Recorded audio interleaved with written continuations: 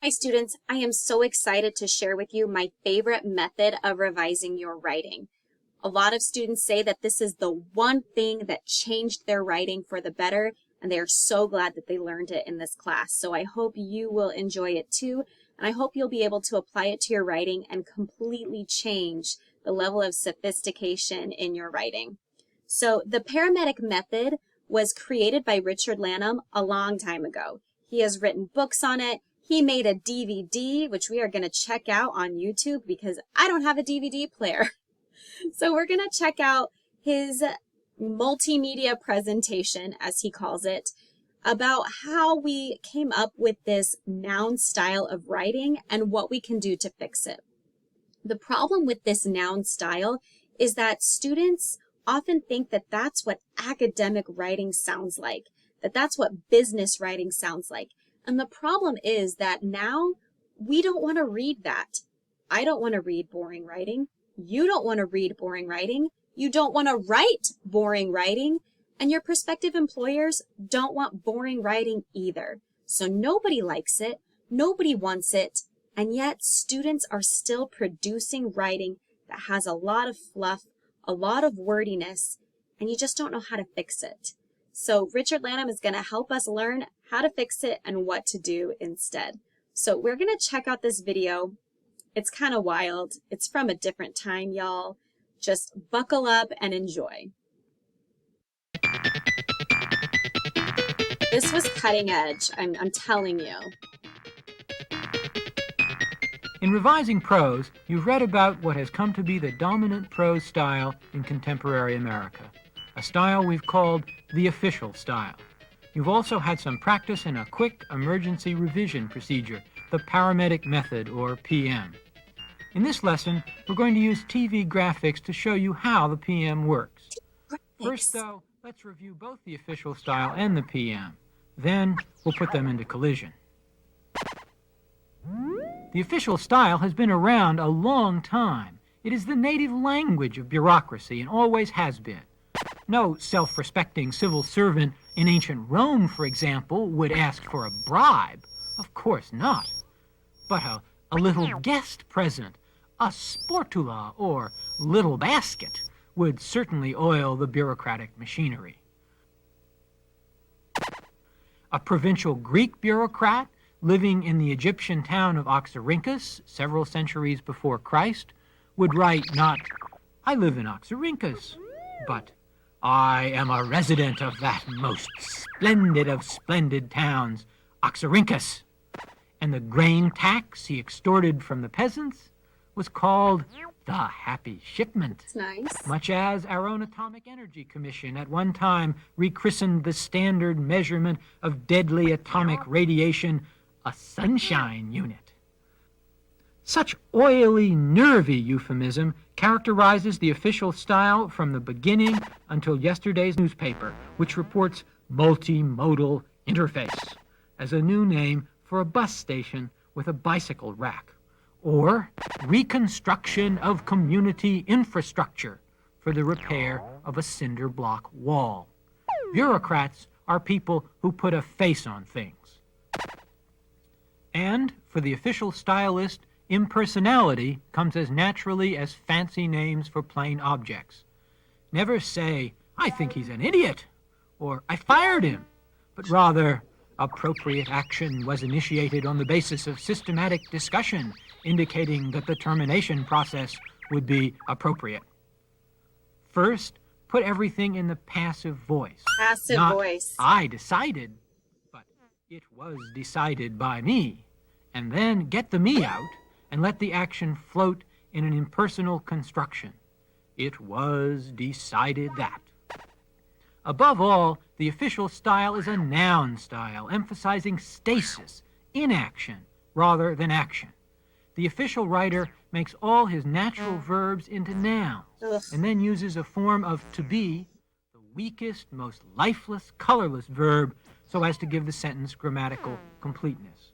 Thus, this sentence needs an active verb, becomes this sentence is in need of an active verb. He plays energetically becomes there is a great deal of energy in his play. When you hide the action in a noun like this, you lose track of who is doing what to whom, or who is kicking who. Instead of Jim kicks Bill, you get there is a kicking interaction between Jim and Bill. Displacing the action from verb to noun like this brings several inevitable consequences. First, the action is blurred. In the first sentence, the action is concentrated in a single word, and we get to that word quickly. In the second, the energy in play is smeared across the whole sentence. From there is to play runs a long, rolling letdown.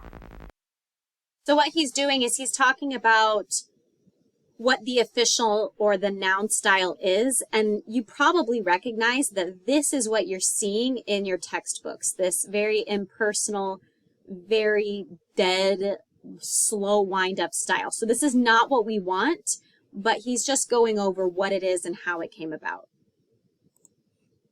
Second, the sentence takes the form of is plus a string of prepositional phrases. And third, the sentence takes a long time to get going. You're tired out before you get to a word that really matters. And so, we have an official style that is euphemistic, a noun style rather than a verb style, a style that hides its action in passive and impersonal constructions, that takes a long time to get going, and that is built up from is plus strings of prepositional phrases. This is the style that was waiting when modern science, and especially 20th century social science, came along looking for a special language. Scientists wanted a language that, one, welcomed a special terminology, and there was the bureaucratic habit of euphemism ready at hand. We have to sound official. Two, they wanted a language that was built on concepts. There was the noun style ready to hand. Three, they wanted a language that above all sounded scientific, impersonal, detached, implying all the chilly yet ineluctable truths of physics. And again, there was the official style's wonderfully welcoming impersonality, a style in which things happen, but people never get in the way. And that's the thing with technical writing, with writing for the sciences, you are detached, because when you're talking about a experiment or statistics, you're not talking about people. So for those of you who are going into technical professions like engineering or something like that, you will be doing passive voice. You will be doing things that are specific to your field. So don't get confused as to why this is so bad for everything. It's not bad for everything. But when we created, the social sciences, it wasn't written about like a hard science. And so we had to think about how are we going to make the social sciences seem more legitimate. Well, why don't we write about it with this awful, impersonal, detached, long, wind-up noun style? So if you're going into engineering, if you're going into other professions, you may go back to a more impersonal and detached style that is based on very specific jargon and things like that. And that's not necessarily a bad thing, but just be aware that you don't want to get into some of these bad habits. Finally, the scientist wanted a style which simply gave the facts. And again, the official style's favorite verb habit, is plus prepositional phrases, was right there all along. So it's not bad to give facts in your writing, but it kind of got out of hand. Simply telling us that something exists. And it was easy to add more data, just stick on an extra prepositional phrase. Thus, the full modern official style came, saw, and conquered, or rather, deemed the conquering mode to be appropriate. It has, God help us, become the predominant style of our time.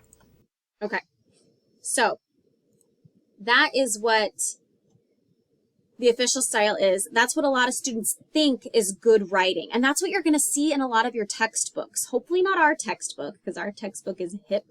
But a lot of your textbooks are written in this style. And so you're thinking, like, this is good writing. My teacher gave this to me. No, it's not good writing. You don't want to read that. It doesn't make sense. The ideas are so deeply buried in that style that it's even hard to understand what the author is talking about. So we don't want to do that. So let's go ahead and take a look at what we're going to do about it. The Paramedic Method is used to edit any type of academic or professional writing. It makes sentences that are easier to read and more audience-centered, and that's what we want to do. If you're in business writing, you've heard of the you approach to business writing, and if you're just writing for an audience, you want them to be able to understand you, for heaven's sake.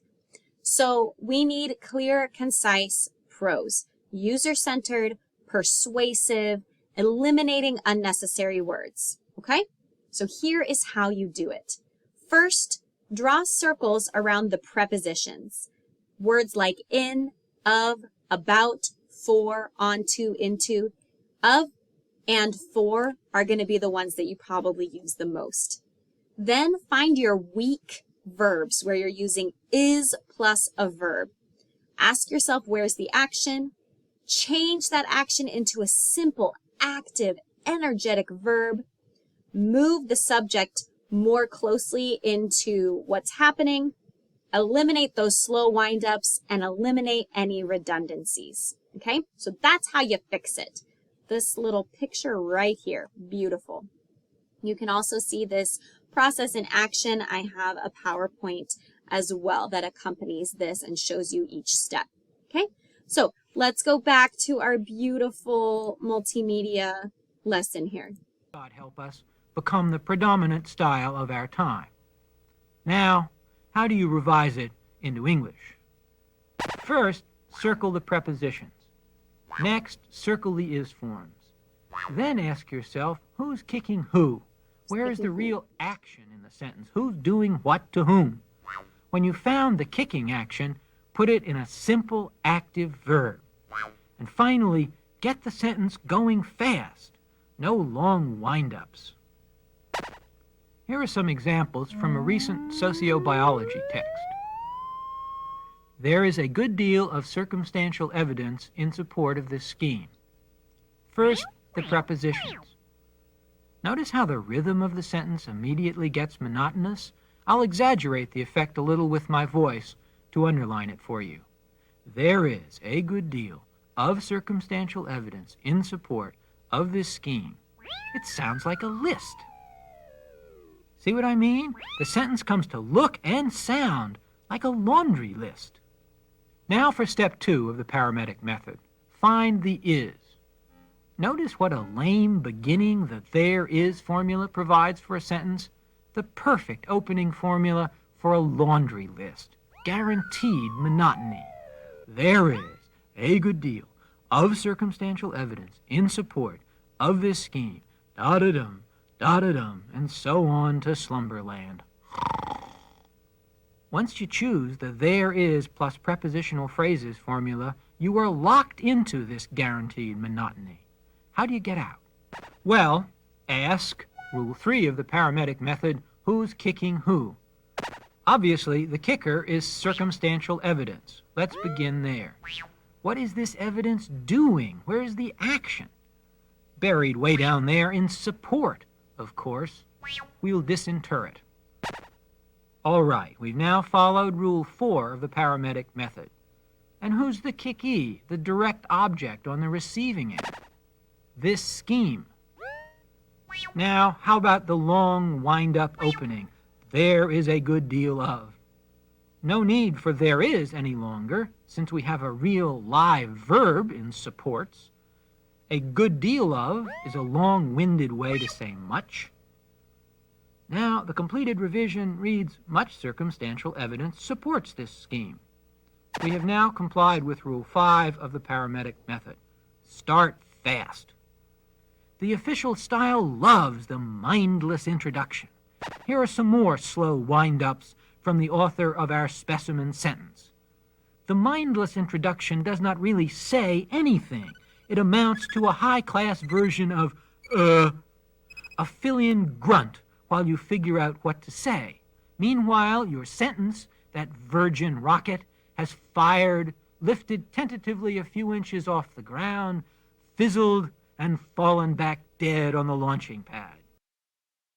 The funny things here about Richard Lanham is as he's talking, he's not the most concise to begin with. So we love him, we love his method, but we'll let go of the TV graphics for now. So now that you've kind of seen that in action, you kind of understand what it is, we're going to take a look at some student writing and see how we can actually apply it. All right, so we've got, it's no secret that college is expensive and a lot of students struggle to pay for their education, but I am willing to make that financial sacrifice because I am passionate about my major, biology. Woo! All right, so it's no secret that college is expensive and a lot of students struggle to pay for their education. We can get rid of it's no secret because if it's no secret, oh, sorry, I'll start. I got excited. I have to start where we're supposed to start. Okay. First, circle the prepositions. Okay.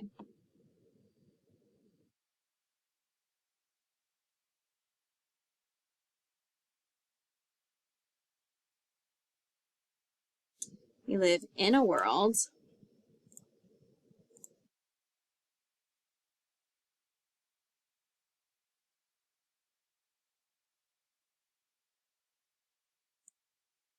I'm succeeding.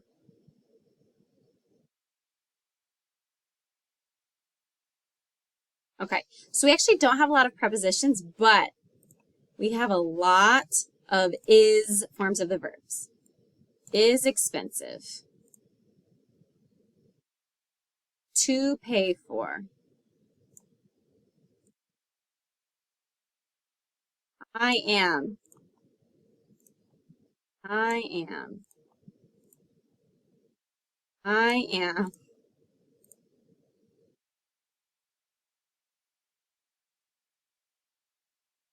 And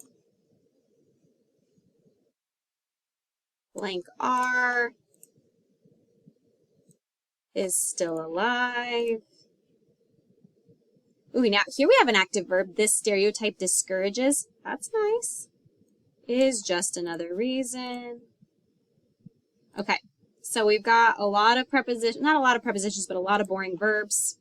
Ask yourself, where is the action? So the action is way down here. This stereotype discourages women from succeeding in STEM. There's the action. Do you see how long it took to get there? Yikes. All right, and then we're going to eliminate redundancies and slow windups. So what if we just said, college is expensive? College is expensive. And then it kind of stands out because it's a shorter sentence. Many students struggle to pay for their education,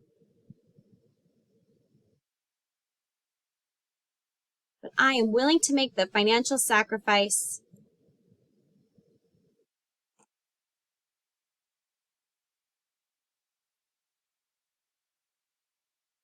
I'm willing to make the financial sacrifice. We can put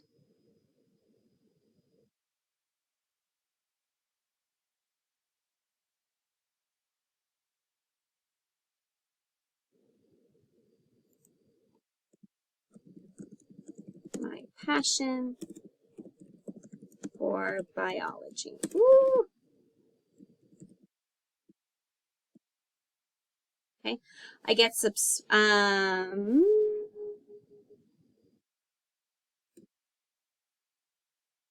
people are, I am, it's hard to get rid of the is form of the verb. Wow, that must be hard. You're too pretty to be a scientist, or good luck with that. Let me see. People often respond and I tell them about my major. I think it's a surprise to them because I am a woman. We can put the stereotype of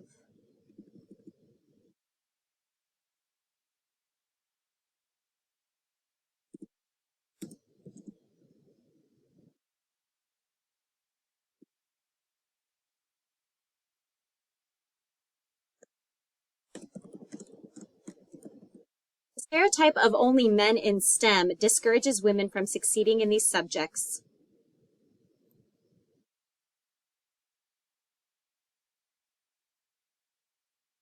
Discourages women from pursuing that's what she's trying to say. Pursuing a higher degree in these subjects and get rid of these. There we go. And causes women to switch to more traditionally female majors. Okay. Now, we didn't actually get rid of a lot of text here. Like the word count is still pretty similar. But I want to read this out loud, and I want you to see how it changes. College is expensive. Many students struggle to pay for their education, but I am willing to make the financial sacrifice because of my passion for biology.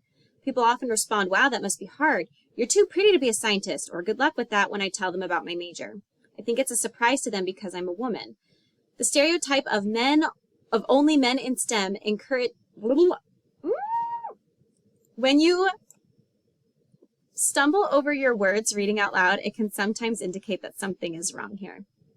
The stereotype of, I'm going to put this in quotes, only men in STEM discourages women. Okay, I think it's a surprise to them because I'm a woman. The stereotype of only men in STEM discourages women from pursuing a higher degree in these subjects and causes women to switch to more traditionally female majors. That's more active. Now we are getting into the meat here. That is the point that this author wanted to make. Okay, that women are being discouraged from pursuing degrees in these subjects, and they switch to what is more traditionally female. You know, things like teaching or even nursing, I think, is more traditionally female, even though that's in STEM, whatever. Okay, so there's one example. I didn't do a word count here, so I'm going to do it on this one. Let's see. Where's my tools? Word count here is 50. All right, so let's see if we can, the ability to analyze is crucial to being successful in accountancy.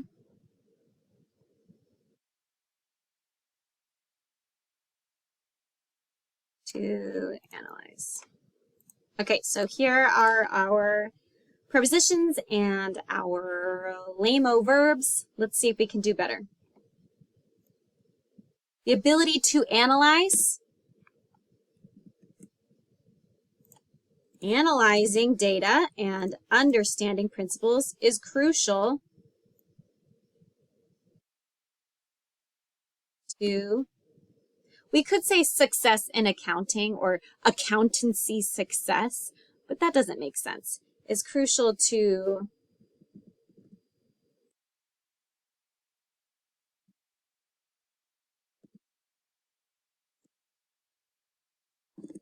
so yes, we do have a preposition here. You have to have prepositions sometimes.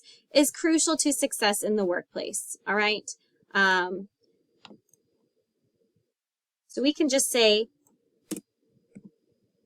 ASU's accounting courses sharpened my skills in analyzing numerical data. And then here I would actually say the course.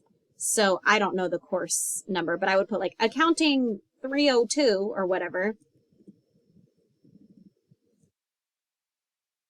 I don't know what it is. Finance 101. I don't know what the numbers are. So class 202.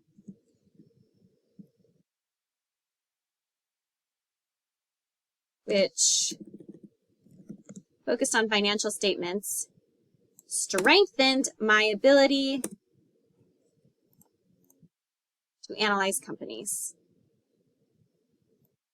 I still think that's kind of lame, but I don't know enough about the field to know if that changes the meaning of it. So this class, which focused on financial statements, strengthened my ability to, I think this is lame. So I would actually tell them, what did it actually help you to do? And I would say you need to do a little bit more there because your sentence didn't actually say anything. And we're going to come to that in just a minute. I know this is getting long.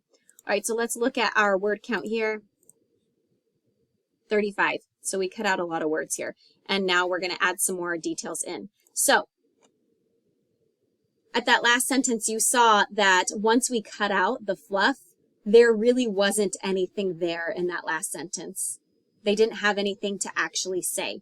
And that's one of the only reasons students don't like the Paramedic method is that Richard Lanham says that there is a lard factor of about 50% in what you're saying. And you can use this method to cut your word count by about half. So what that means is you get this draft together, you've written this draft for class, and you find out that half of what you said is crap.